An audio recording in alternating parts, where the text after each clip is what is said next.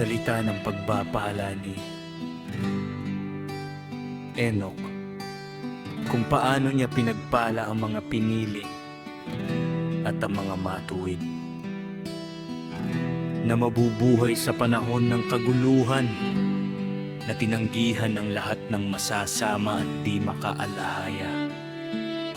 Si Enoch, isang matuwid na tao na sumasama sa alahaya, ay sumagot at nagsalita habang ang kanyang mga mata ay nakadilat at habang siya ay nakakita ng isang banal na pangitain sa langit.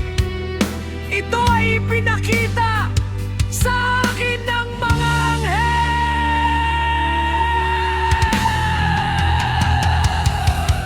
Mula sa kanila ay narinig ko ang lahat ng bagay at naunawaan ko ang aking nakita. Ang mga bagay na ito ay hindi magaganap sa henerasyong ito, kundi sa isang henerasyong darating sa malayong panahon, dahil sa mga pinili.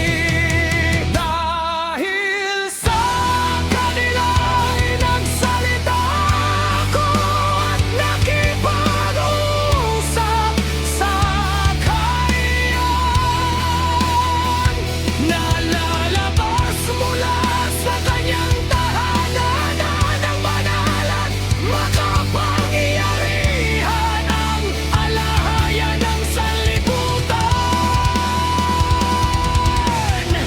Sa hinaharap ay yuyurak sa bundok ng Sinanay, magpapakita kasama ng kanyang mga hukbo at mahahayak sa lakas ng kanyang kapangyarihan mula sa langit.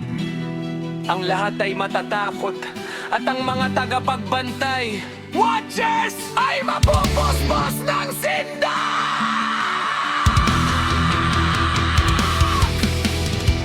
Ang malaking takot at panginginig ay isa sa kanila hanggang sa mga dulo ng lupa.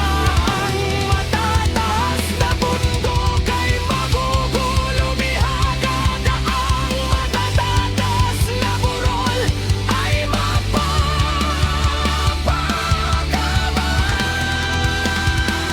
Natutunaw na parang bahay, pugiutan sa poy, ang lupa ay lulubog